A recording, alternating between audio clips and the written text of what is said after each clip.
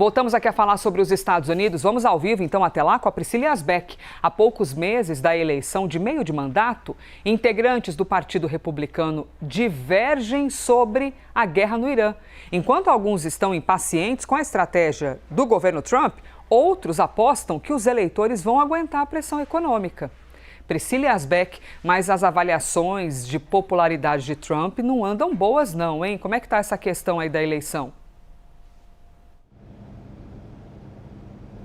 Exatamente, Elisa. Bom dia a você mais uma vez, a todos que nos acompanham. Eles estão entre a cruz e a espada, né, para usar uma expressão bem brasileira. Eles estão definindo se vale mais a pena se manter ao lado de Donald Trump, que ainda tem uma popularidade dentro do Partido Republicano, ou se vale antagonizar com Trump por causa dessa guerra que é muito impopular e que foi iniciada e vem se prolongando por causa de Donald Trump. Nessa semana saiu uma pesquisa da Reuters e Ipsos mostrando que a aprovação de Donald Trump está no seu pior nível desse mandato, com apenas 33% dos americanos aprovando a sua gestão, 64% reprovando, e um dos grandes incômodos dos americanos é justamente a guerra no Irã. Só 3 em cada 10 eleitores aprovam a forma como Trump está lidando com o conflito, que não tem aí uma previsão de desfecho e uma data para acabar.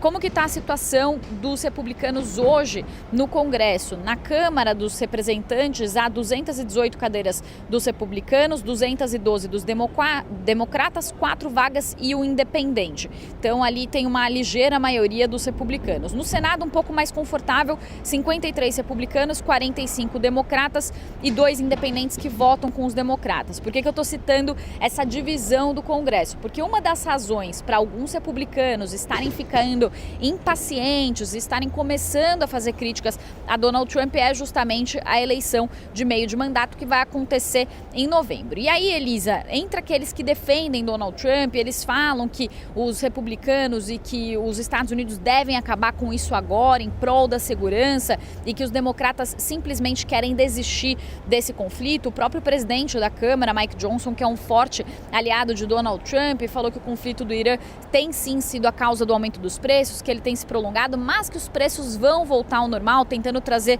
uma visão otimista. E o Comitê Nacional Republicano, que traz ali uma visão geral, talvez, do partido, disse que os democratas passaram uma década financiando o regime iraniano e que agora os eleitores vão ter que decidir entre votar nos republicanos que são comprometidos em desarmar o Irã ou ficar com os democratas que não resolvem essa situação. Já entre os republicanos que começam a criticar Donald Trump, um senador da Virgínia, por exemplo, disse que a guerra se tornou uma grande confusão e que os republicanos precisam fazer um trabalho melhor para responder às preocupações dos americanos com as economias. Ele também falou que os republicanos passaram meses dizendo que ia ficar tudo bem, mas a guerra continua se prolongando e os americanos estão vivendo uma situação muito difícil. E o presidente Donald Trump estaria vivendo numa caverna e não estaria vendo o que a população está passando. Então já tem alguns republicanos fazendo essa crítica. Um estrategista também republicano do Arizona disse que só tem uma pessoa no país que não se importa com os preços da gasolina e que essa pessoa é quem infelizmente define o destino do país, se referindo a Donald Trump. E ele falou que para os republicanos agora é um momento de um exercício de equilíbrio sobre o mais fino dos fios, que seria continuar apoiando Donald Trump e ao mesmo tempo demonstrar que eles entendem o sofrimento pelo qual os eleitores estão passando. Essa é uma estratégia aí de alguns republicanos. E aí, para finalizar, Elisa, é claro, os democratas estão aproveitando essa impopularidade do conflito e estão usando muito isso durante as suas campanhas e estão falando que é desprezível o fato de o presidente Donald Trump estar alheio ao sofrimento dos americanos com o aumento dos preços. Lembrando que o preço da gasolina passou dos $4 o galão e antes do início do conflito, por exemplo, estava abaixo dos $3. Eu volto com você.